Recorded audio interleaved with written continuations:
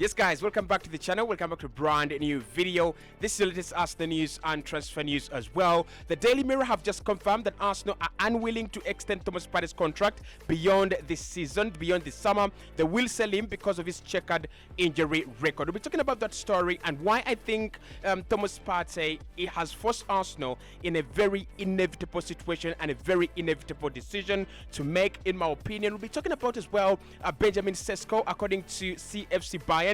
Christian Falk, he says that Arsenal are monitoring the situation of Benjamin Sesko at RB Leipzig. However, in my opinion, the striker we should be getting from Germany is Lewis Openda. We'll be talking about that story as well. And Fabrizio Romano there confirming that Mikel Arteta is very happy with Jorginho, and there is a high likelihood that Jorginho will stay at Arsenal, given the fact that Mikel is really impressed and they are aware of the extension clause that still runs until the end of the campaign for Jorginho's contract. So hit the like button, subscribe to the channel as well. What do you think? Should Arsenal keep Partey and let go of Jorginho? Partey is younger, Jorginho is obviously a little bit older, but of course the injury record for Partey does not allow us to dream. It doesn't allow us to have that kind of optimism the way you would have a player like Jorginho. So if you had a decision to make between Partey and Jorginho, who would you keep at Arsenal? Would you keep Partey because he's younger and I think when he plays, when he trains, it powers for him? Or would you keep Jorginho, a little bit more reliable, the experience is there, and he's one of those players that I just enjoy, but you just enjoy to watch, especially on their good day? Talk to me. And Benjamin Sesko at RB Leipzig, is it the striker that you think Arsenal should be targeting? 50 million euros is not bad. That is what Arsenal will have to eventually pay. That's not a bad price, but is he worth 50 million euros? And should Arsenal actually think Benjamin Sesko is worth 20 plus goals every single campaign? Can you give us that? I want your thoughts in the comment box below. Now, let's start off with a big story from the Daily Mail. They're saying Thomas Partey's days at Arsenal appear to be coming to an end, with the Premier League club likely to sell him this summer because of his checkered injury record. The Daily Mirror, not the Daily Mail, but the Daily Mirror. I think those two are actually very, very different publications. So the Mirror are saying Partey is going to be leaving Arsenal. He will be sold because of his checkered injury record. And I've said this before on this channel. I've said this before as well on the main channel, the African Gunners TV, Cossy's Arsenal podcast, that for me, Partey is an important player for Arsenal, and Mikel Arteta signed him for a reason. He does what many people don't do. He does what many players don't do.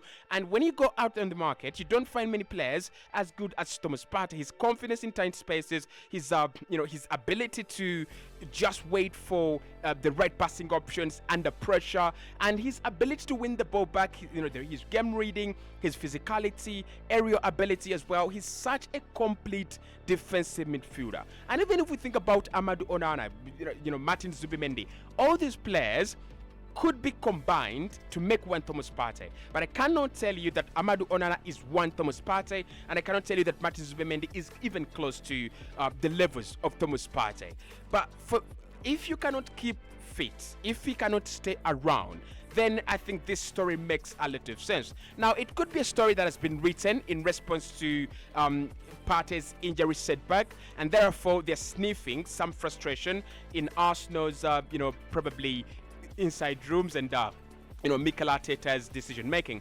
But I think the frustration will be there on the fan side, on the player side, and also on Mikel Arteta's side and Edu's side. The frustration is there. He's earning a lot of money, he's on big wages, and he is in a position that Mikel Arteta depends on a lot. Midfield, that is where Arsenal thrive. That's why we signed Jalen Timber, that's why we've signed Declan Rice, and that's why we've signed Thomas Partey. Actually, to put this into perspective, Arsenal have spent almost 200 million on 3 players that can play on 4 players plus Jorginho plus Lokonga. We have spent above 200 million on players that can play in defensive midfield, and that is for me, that is enough to show you how Mikel Arteta appreciates the deep lying block, that number 6 role, and how much he really, really values the players that actually play there. If he spent 100 million on Declan Rice, if he spent 45 million on Partey, if he spent around 40 million on a player like Jalen Timber, who can invert into that position comfortably, it's a disappointment to him as a manager that he cannot have Partey play every single time that he would love him to. I would love to see Partey on the pitch. I would love to see Partey here at Arsenal for a very long time. But do I think it's going to happen?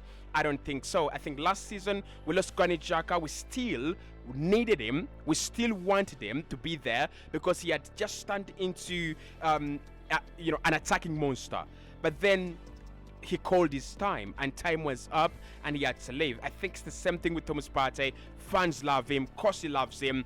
African fans love him. European and Asian fans love him.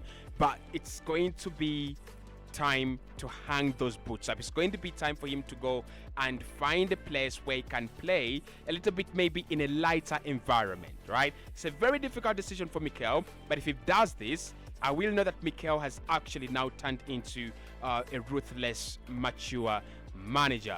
Now, in terms of decision making, Arsenal are aware of the extension clause in Jorginho's contract. Fabrizio Romano today has said the option to extend Jorginho's contract for 1 more year is still valid and it will be available until the end of this campaign for Arsenal. Mikel Arteta is very, very happy with his performances, and that is something to focus on when it comes to Jorginho and Mikel Arteta's relationship. Is one of the reasons why I think Jorginho will stay and he will sign a new deal. Now, Partey has a very good relationship with the manager, and I remember in the summer Mikel Arteta talking about him, and he said, I talked to the player and he said, I want to be here, I want to stay. And for me, that was the end of it. So if Partey decided to stay and communicated to Mikel Arteta and he's not played the whole season, how about Jorginho has played the whole season, played well? If he tells Mikel, I want to stay here for another year, I want to be here for another season, I don't think Arsenal are going to stand in his way. I don't think he's done anything wrong, and I don't think Mikel Arteta is going to be hurt by a little bit of experience and pedigree in his team. I mean, every single team has that kind of player. Every single team has that 30-year-old, 31-year-old that brings, a different perspective to the team and sees things within a very, very different lens. I would keep Jorginho. I don't have a problem with him. Even if we sign Martin Zubimendi, I would keep Jorginho because I know this summer it's going to be about the attack. It's going to be about how can we reinforce the attack to score more goals, create more chances, and increase dynamism across the front line. I think that's not really dynamic, really. It's evident when we brought on Trossard for Martinelli and we brought on Reiss Nelson for Saka in the Liverpool game. You could see differences in the game. You could see Reiss Nelson loves to drift inside the midfield, not like Saka would love to, who actually hogs the touchline and then kinds of tries to beat players 1v1. You could see Trossard is a kind of a different player from Gabriel Martinelli, although they play in a very similar style according to the demands of that position from Mikel Arteta, but the players are kind of different. So in my opinion, this is what I'm going to say. In my opinion, you can keep Jorginho. We can keep Jorginho and focus on the attack. And then next season or January or the summer of 2024, Arsenal can then focus on are we in 2024? We are in 2024, yeah. So the summer of 2025, Arsenal can focus on the midfield and probably replacing Jorginho and a couple of other players coming in. But of course, Fabrizio says that Mikel Arteta is happy with the player and Arsenal are really aware of the extension clause in Jorginho's contract. So let's get to the striker situation, which is actually one of the reasons why I wanted to do this video badly. CFC Bayern, who is also one of the reliable guys that I like on the internet, has just said this, that Benjamin Sesko, AS Milan are currently offering 40 million euros. Arsenal are also watching the striker. He has an exit clause of 50 million euros and his contract runs down in 2028. So Benjamin Sesko is one player to watch in the summer. I think he's one of those players that have attracted attention from a couple of good sides. Does good sides work? I think it does work. So he's attracted a couple of he's attracted attention from a couple of good sides. AC Milan, like we've said, 40 million euros there, according to Christian Folk. Arsenal are in there watching. They're not doing anything, but they're watching. And of course, a couple of other clubs will be looking at him. Now, with Benjamin Sesko, he's got an advantage, and I think he will be moving in the summer for one or two reasons. Number one, I think he is not yet an accomplished player. and therefore you can't charge 80, 90, 100 million. So if and I think he's the profile that can go to any kind of club, especially in the Premier League. He can suit in at West Ham. I think his profile is not too big for a West Ham. His profile is not too big for a Brighton, and certainly not too big for a Tottenham Hotspur.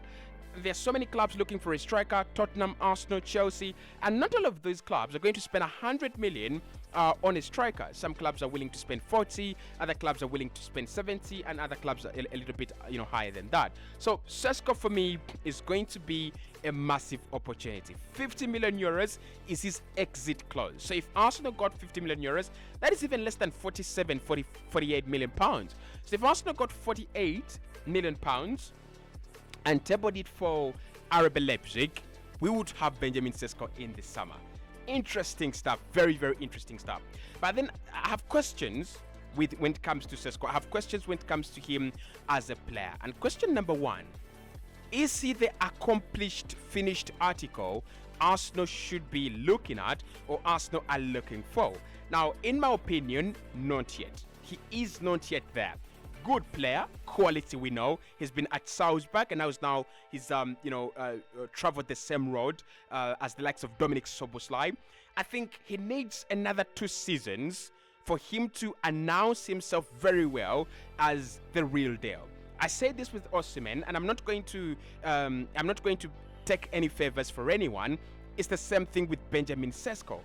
You've got to give yourself some time. You've got to wait until you are the real deal. I don't think he's the real deal, but if there is a club you can trust to make you the real deal, it is RB Leipzig. I mean, Dominic Szoboszlai is a very good example of that. I think, to be honest, the likes of Keita have also done very well, although when he went to Liverpool, he became a little bit injury prone. Timo Werner didn't really work out to Chelsea, but we know that he became a complete player and is now come back in the Premier League at Tottenham Hotspur.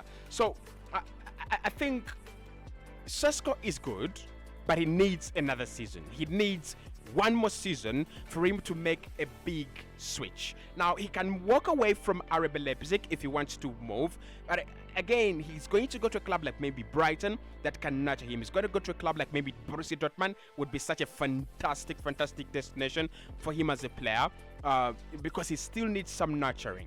Good player, but I think Arsenal needs something better and something more ambitious than that. Talking about ambitions, Arsenal can sign a player from RB Leipzig this summer, and for me that player is Lewis Openda. With Lewis Openda, it's different. Okay, now I'm coming in with the favors, right? So with the Lewis Openda, we've not seen him for a very long time. We've seen him at Lens, then we've seen him at Leipzig, and I think we are very, very soon going to see him at a big and better club. I won't be surprised if Openda goes back to PSG, or if he goes to a club like Bayern, or if he goes to a club like Liverpool. He is God-given talent. He is the Messiah. He is the one that they said would come back and rescue football. That is the guy. Lewis Openda is the real deal when it comes to strikers. I love him. I really understand his game, and I really, really think Mikel Arteta would be a big fan of Openda. Quick on the break, very clinical, and I think he's powerful. Now, there are few aspects to his game that I've looked at, and I think they can be upgraded. He's still young, but that is the beauty of such a player. If he's got the Kylian Mbappe mentality and he's got the Kylian Mbappe level, sign him and polish him. He's really, really raw, really unpolished. He's not the 24-year-old Kylian Mbappe, and he's never going to be the 24-year-old Kylian Mbappe. But he can become the 28-year-old, not really 28 years, that's a little bit far away. But he can be the 24-year-old Robert Lewandowski, in my opinion, right? And I think Openda would cost a little bit, the same price, maybe, as Sesko, around 40, 50 million euros. I don't know what you guys think, but I think Openda for me is the real deal. He's the real deal. If you want to go to Germany and sign a striker, you might think about Sahu Girassi, you might think about Victor Boniface. I also think Lewis Openda is one player we can think about. Is one player Arsenal can actually focus on. Now, Fabrizio Romano this morning has said that Sahu Girassi's contract exit clause will be again available in the summer, and it will be active. It will be ready to be activated. He says it will be the same 17.5 million euros as it was in January. Now, Sawi Guirassy has not kind of lit up in the African Cup of Nations, but Fabrizio says that the couple of clubs interested in him. I would have wanted him in January, but in the summer, then I think Arsenal are chasing something different. I think we're chasing something bigger, something better. So maybe Sawi Guirassy is not the guy. Maybe it's not the player that Arsenal want to sign. But if you let go of Eddie Nketiah and you want a backup striker, think about that name, Sawi Guirassy. Not a bad shout. Not really a bad shout. So let me know what you think about these stories in the comment box below. I've already uploaded a video about Jeren Timber on African Gunners TV, formerly Cossy's Arsenal podcast. So make sure you do type in your YouTube African Gunners TV Cossy, and then you will find that story, and you can give me your thoughts and perspectives on this one.